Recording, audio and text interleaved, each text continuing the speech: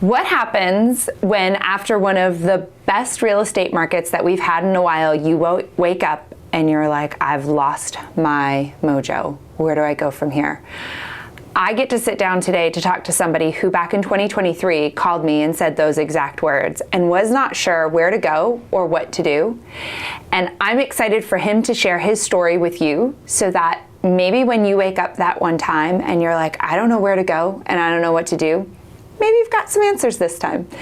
This is From the Ground Up, and I'm Lindsay Smith, here with Andy Dameron. Hi, Lindsay. Hi, Andy. How are we doing? I'm wonderful. How are you? Great.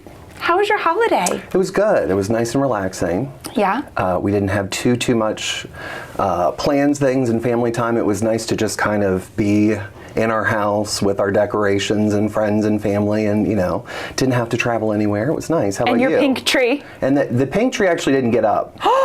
So we only decorated the downstairs, and then we just said forget it to the rest of the house. But downstairs looked like a beautiful winter wonderland. I'm sure it was gorgeous. Yeah. I was waiting for pictures of your pink tree this year. I know. It stood up, but we didn't actually decorate it. That's okay. It was we'll do still it next there. year. And we'll see beautiful photos of it next year. Exactly. I love it. My holidays were great. Good. They were very relaxing. I love our tradition of Chinese food on Christmas Day. That's great. That's my now husband. We met in October. We spent Christmas together that year. We went to the movies and got Chinese. It was the best. It's just so nice. So nice. It's so nice. So I love it. I love it. Well, okay, so as I alluded to, you literally in 2023, right as I took this role here at South Park, you called and you were like, I'm done. Like, I've lost all my mojo. I've lost the love of real estate.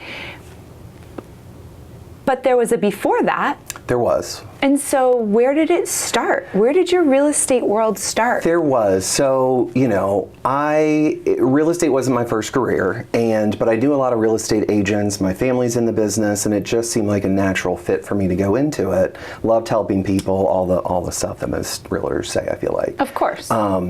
And, it's a slow start from when I started in 2017 till about 2019, 2020. It's, you're building your database, you're calling your sphere, you're telling people you're in the business, you're actually, doing all the motions and learning all the skills in this business. And it's exciting and it's a growth time and you're learning things. I love learning. And then we got into a crazy market where it got to the point that we were so busy with our team that I was dreading the phone ringing for someone new, because where am I going to put them? How do we find the time to get them? Right? And we were growing with agents, and it just, we're helping people and we're closing, and it's feeling great. And it just didn't seem to stop, and there were no breaks. Yeah. So you're coming off few years of just 7 days a week, not a lot of vacation, not a lot of downtime. No. And when things start to slow up, but you're still getting questions and you're working in it, but not necessarily closing as many deals. And it feels often like, that's a moment of reflection of, can I do this unless we are closing a lot of deals? Because unless you close deals in real estate, you're not making any money. Right. And it just seemed like I was at another crossroads.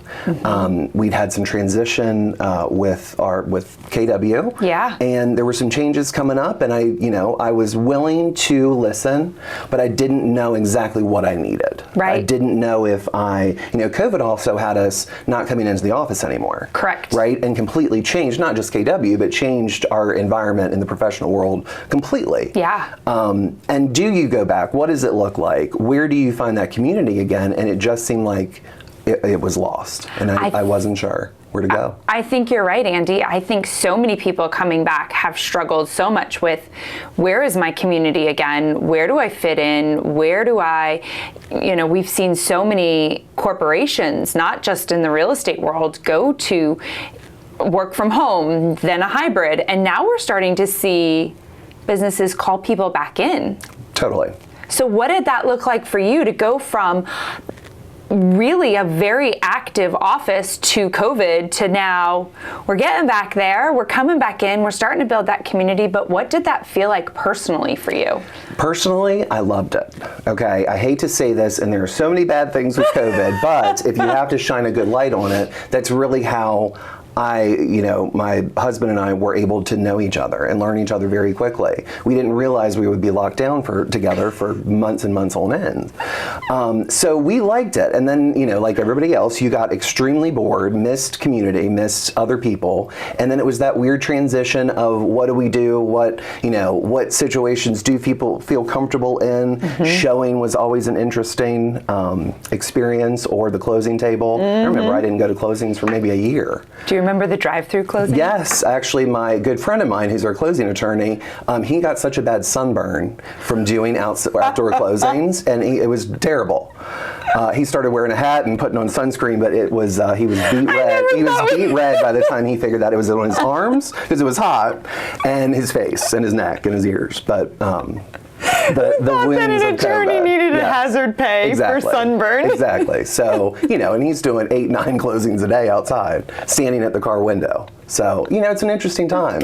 And then no one really waved a flag and said, okay, we're all good now, right? We had steps going into, meetings and how many people could be in them, and who does feel comfortable coming back. Well, I think a lot of that's gone now. Yeah. And I don't know what that looks like. And I think as everyone else figures it out, I'm figuring it out as well. My team's figuring it out. Right. But it's definitely not a jumping back into a 8 to 5 in person all the time. Yeah. Right? It still is going to be that hybrid, which real estate kind of always was. It always was. Always was. How important when you first got started was it for you to be in the office? Like, how important was that when you first started? Extremely important, because I was picking up what other people were putting down, right? It was being around those agents that knew what the heck they were talking about. Yeah. And I think, and again, this goes to any industry, I think we forget once we're in it for a while that a lot of our, nomenclature and things we say about things we abbreviate or just assume someone knows.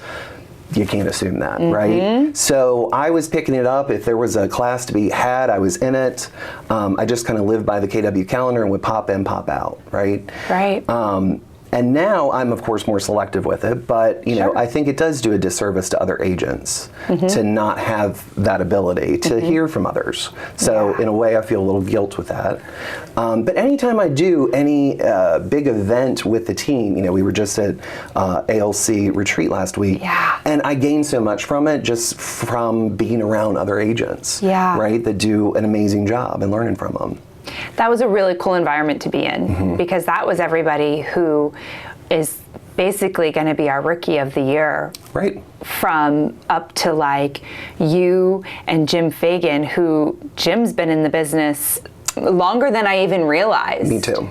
Yeah. And so you had a newer agent who is just a rock star, and then you have Jim who's a rock star, and everybody in between. I mean, that was so invigorating. It was, and I think 3 or 4 have been Rookie of the Year in that group from KW. I know. Yeah, it's nice having alumni. That was really cool. Yeah. That was cool.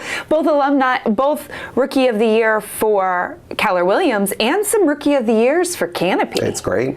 So those are some, yes. Yep. Yes. And it's nice to be around that. And I know one of the agents had commented that his previous firm that he was with, or the location he was with, that he was at the top of it. And there's no challenge with that. There's no learning from anything. If you're the best in the room, you need to move on. You need to step up and go to something else. But hopefully he finds that here, because I definitely do. He's excited to be here. Good. He's really excited to be here and to plug in. So you came in, really took advantage of everything that Keller Williams had to offer. Well, you say that. I fought the systems. I fought the systems. I'm a 2-time bowl dropout.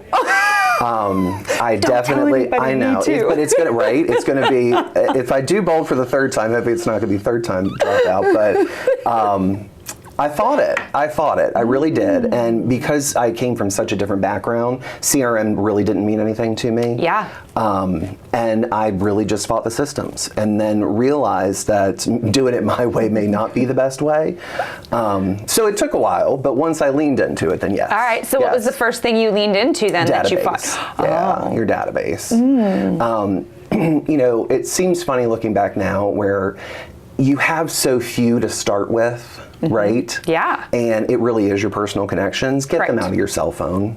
Get them somewhere that you can put them into a system and prioritize it, because it's great to still, text with clients and Sphere and all that and have that personal connection, but you do need to systematize everything, right? You need to have a way to follow up with them and know the last time you checked in with them, because time can go. It really flies. Right? So database management, and then not being scared to call, right?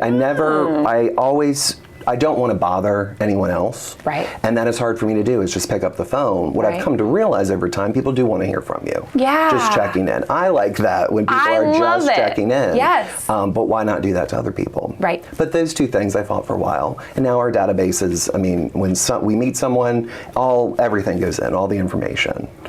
So I think we've got maybe 6,000 contacts now in our database. Wow. Yeah. All with name, phone number, email. Wow. That's amazing. Yeah. That's awesome. All right, I want to come back to that. Okay. But I want to go. So we fought it for a little bit. We started to lean into it. 2020 hit. We went into COVID.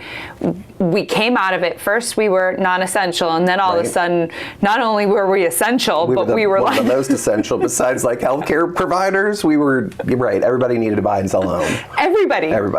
They were looking at their four walls, and they said, "This is too small," or "I need to buy," or "I have the time to go down this path." Correct. Right. A lot of first-time home buyers. Or I'm working from home. We're going remote. I don't ever see the end of that. We could live anywhere. Right. And work from home. Exactly. And it would be okay. Yeah. So we went through that. So we were non-essential, then we were beyond essential. And then all of a sudden, the interest rates. They did, didn't they? They did. They were, in my humble opinion, they were far too low for far too long. Far too low. Right? Yeah. And we'll see. We're still in a stable environment, but interest rates smacked a lot of people out of being able to afford anymore. Right. And that's hard to deal with. Right. Things became, prices didn't necessarily move, especially in our market, but things became not as affordable as they were before. Right. So you went from completely crazy, didn't know what you were doing, to now buyers have stepped back, sellers don't know where they're going to go because they love this interest rate. And that's right when you started to be like, I don't know what I'm doing right now. Right. Like, I don't know what I want to do. I don't know what makes sense. So what caused you to really, obviously it was that quick, that never-ending craziness. But why truly, you almost lost the love of it, right, Andy? Yes. I am much more a relationship-based type person in whatever industry, right? And it seems so transactional and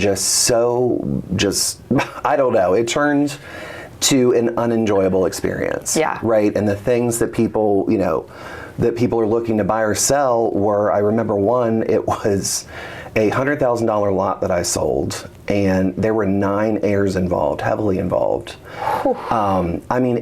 It took so long and so much time, and not to sound greedy, that is not a lot of money on a $100,000 lot. No. When you're spending hour upon hour and talking to people and tracking them down, and it seemed, and no one was grateful for anything we were doing. It was just complaint after complaint from 9 people on one property, and I thought, this cannot be the rest of my life. I love helping people, but my gosh, you got to help yourself sometimes. I know. So, I think that we all have those moments that, in business where the only calls you're getting are either spam or junk or just so complicated that can't just be it. Right? You can't just have, I hate to say it, we have to have some easy dealings with people. You really do. Because it will absolutely wear a toll on you if you're not working with people that you want to work with, basically. Right. Especially when you're very relationship based. Yes. Because you want all of those people, you want to love them, you want them to love you, not because it's an ego for you, but because that's part of why you got into this business, is to build those relationships. Yes. And so when those relationships become draining, then you wake up and go, can I continue to do this? Right. I think you hire me for my skill and expertise, but you also hire me to get you through an otherwise pretty unpleasant thing. People don't wake up and say, I love to move my life and, go through all that and have to go to the DMV, and pack my kids and move schools. And it is complicated. Lots of things come up. So you hire me for that, but that I bring you through a pleasant experience, but also that when things go wrong, I've got you. Right. We'll figure this out. You know that your money is not going to be wasted. We are going to figure it out. Yeah. And the other thing that came up with that is that not all business is good business.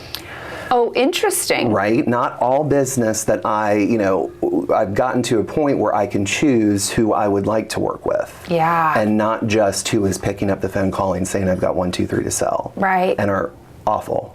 Right? Yeah. That are saying negative things at the listing presentation and just talking to you like a dog, talking to someone in their house like, not nice. It's okay to say maybe this business isn't for me. Right. Right?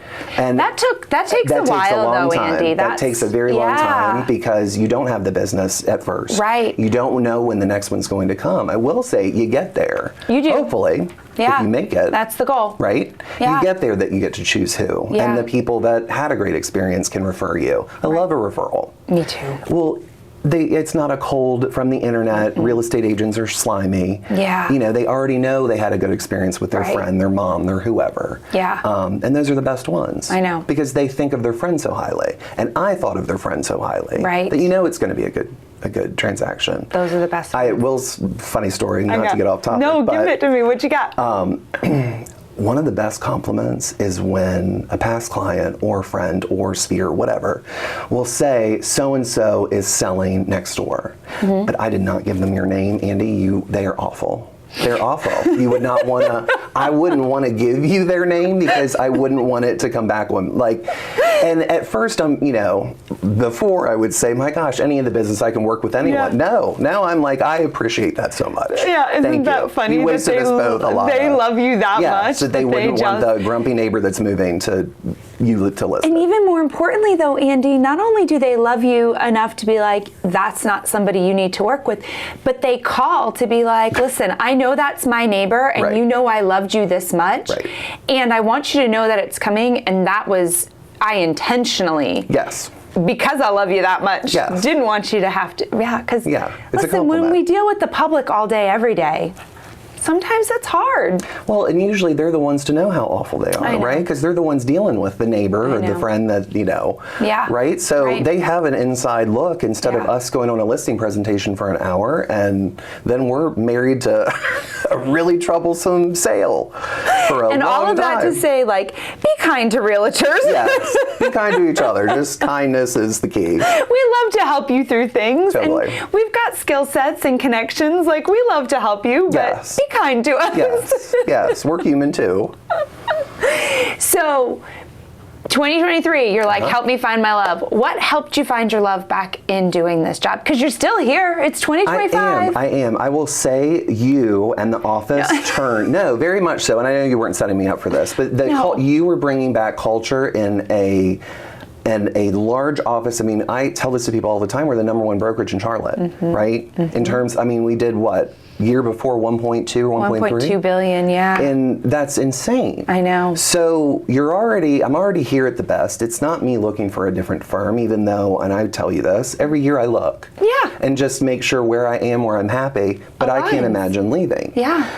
But you invited me back into the office. You kept asking, what did I want to see? Mm-hmm. What could you do? Mm-hmm. And I think that is so important to be asked, what can I do for you? Mm-hmm. Right? It's one of the things I tell friends, clients, anybody, if they don't need anything, well, what can I do for you? Mm-hmm. Just ask it. Mm-hmm. It's nice. It's nice to be wanted and to be included. Yeah. Personally, I just got my mind around, we had built a new house that had gone a year over, right? So, and now we're into an interest rate that is much higher than what we started with. Yeah. And there was just a lot of things going wrong that I just needed to sit down and figure out what makes me happy. And that's truly where that not all business is good business comes in, that I don't have to pay, I do not have to call people back that I do not want to call back. Right. That we can put that over here. Yeah. But then I started to be more involved in the office. I started to teach again. I started to do ALC. I did it 2024, and now I'm in 2025. Yeah.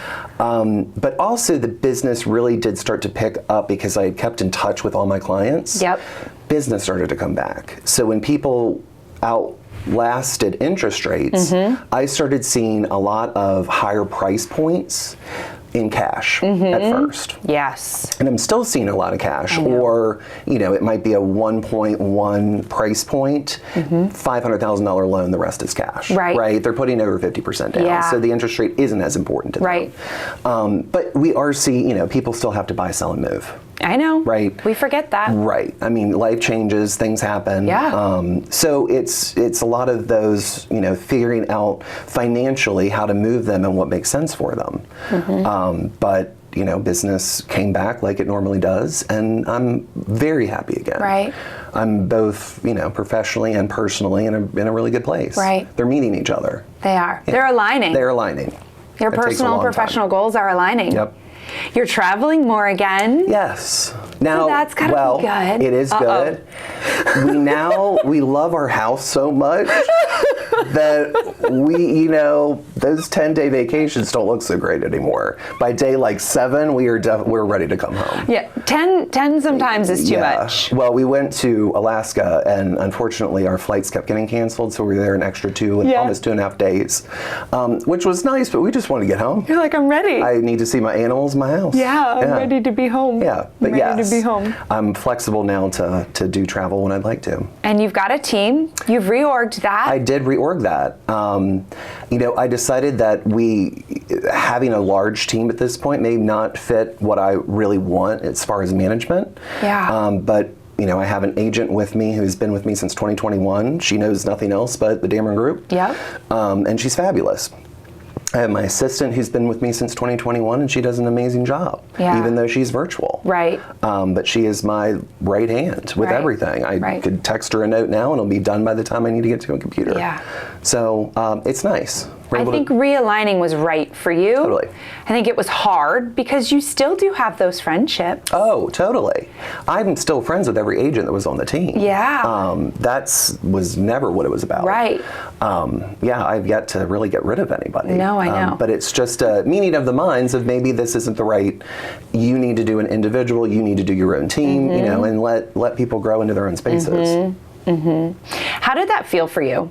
Because I think sometimes as agents, we're almost overachievers and we have this dream of building this really massive team and the passive income that comes from it.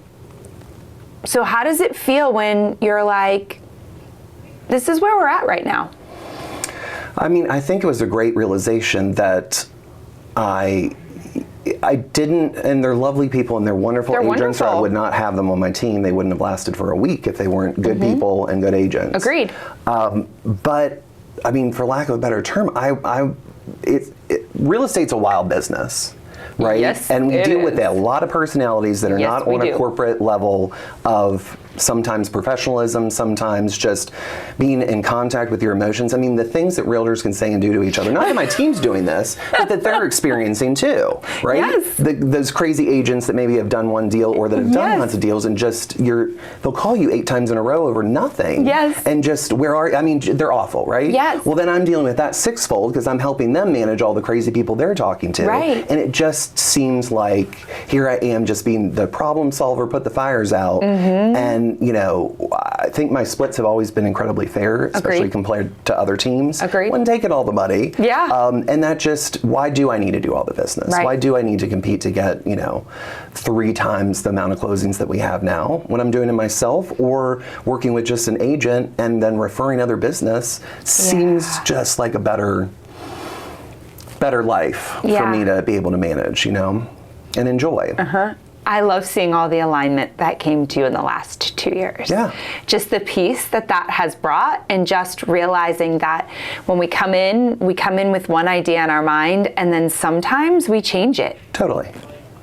And being at peace with the changes. Totally. But, you know, looking back, there was so much business to go around during that time. You needed it. Yeah, people were happy. Low interest rates, they're buying houses. My agents are making money. I was making money. I was doing my own deals still. Yeah. And with changing times, you don't have to keep that up. So our businesses can change with the market as well. I know. You have to align to it. I know. Yeah. That's the cool thing, though, about being, you know, a true entrepreneur in our industry. Is that we can go through these ebbs and these flows, and we can change our goals, and we can change what we're after. You know, I asked you guys all a question on Thursday, and I don't know that we really got it, but I said, when is enough enough? And I don't know that in our world we ever really truly need to answer that question, because our enough can change so much. You know, I was watching CBS Sunday Morning yesterday, and they had on the president of JP Morgan. Okay. Of course, he is a billionaire. Yes, he is. And he has gone through, so in 2020, he had aortic dissection, thought he would die on the table, right? I think he's 68, maybe 69 at this now. Wow. But he has kind of reorganized his life, and it was just interesting to see him. But they asked, so what's the next plan for you? What's the next 5 years look like, or whatever? And he said, you know, I may be done in 5 years, I may be not. I may, you know, be the chairman of the board and step down as the president and CEO, but I may not. And I just think to myself, you're a billionaire, you are the man of industry. I mean, he's been 20 plus years at JP Morgan. Yeah. And you at 75 are not sure you want to be done. That's such an interesting thing to do. I feel like at that point I would probably take my billion and just run charities, and I mean, give most of it away. I don't know if that's too altruistic of me, and I don't have $1 billion, so maybe I would feel different. But it just seems like, when is enough enough? Like, if it isn't enough for him, and he seems like a lovely person and wants to do good and is happy where his company is, but it's not enough for him. I don't know. My dad is 88, and he is still managing his own businesses. And we had a plan for him to step down from that, and he didn't do it. We just rolled right through it and came up with another plan. So, you know, I don't know that. I'll say this, I don't have to have it all. Yeah. And I know that. And I know where I'm progressing now is I'm happy in life. And it's, you know, I'm setting up systems that I get to pick and choose what I'd like to do, but also I don't have to work till I'm 75 if I don't want to, or 65, or whatever the age might be. But I also wouldn't want to get bored. I like what I do. It all comes back to that. Yeah. So I don't know when enough is enough. I know, and I love that. I love that we can be in a world where we can change that too. Yeah. All right, I got one more for you. Okay. You kind of brought it on yourself. Okay. You are gifted $1 billion. Okay. What's the first 3 things you're going to do with it? Contact an attorney. Start an LLC so that I'm not getting just random phone calls from people, but put the right people around me, because $1 billion is an awful lot of money. Yeah. But start to figure out not only charities, but what are the most undeserved charities that are not getting the funding that they need, instead of just doing, I don't want to say clickbaity, but those ones that are already receiving a lot. And I think there's a lot of good to go around. Another documentary I watched was on Bill Gates. Yeah. And there's a lot of misconceptions about him. But he has given away most of his wealth, and his plan is through 2030 to give away basically the rest of it. Yeah. Now he'll still be fine, but when you have billions of billions, that's a lot of money. But he started looking for those exact things. Right. And that really changed my way of thinking of, it may not be the one that hits the news the best, it may not be the shiniest, right, but it's the one that could do the most impact. I love that.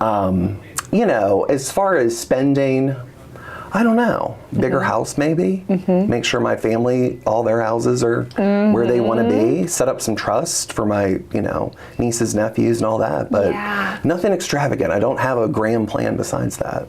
Wish I did. I know. I'd travel the world. I don't think the billion's coming. Sure. But at that, right? You hire a plane and just that could be a Friday afternoon. Yeah. It is crazy to think about what $1 billion is. I mean, it's really like finding change on the ground. I know.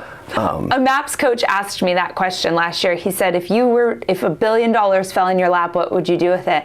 And I was like ticking stuff off. He's like, I don't even know that you've hit 2 million. Like, keep going. And right. Billion, you got to think big. I mean, know. it is. Now, if you said $1 million, I'd have to be very strategic on where that money would go and how that is, but it's not as exciting as $1 billion. Billion, you got a lot of choices. You really do. To do a lot of good or a lot of harm. So, yeah, you really do. You really do. What's the one thing you're leaving behind in 2024, and what's the one thing you're taking in 2025? Negativity. Leaving behind that negativity. I just think that this is a good time for everyone to be in a positive space and figure it out. I like 2025. Just sounds like a year it's going to be good. Leave the negativity behind. And my word for the year is going to be clarity. Some clarity further around things that I already think are there, but just really figuring out how 2025 and beyond looks. I'm positive towards that. I can't wait to see your 2025. I can't wait to sit back here with you in a year and say how to go. Yeah, I want to. Good. Let's do it. Good. Thank you for joining me Thank today. you for having me. Thanks for getting your mojo back.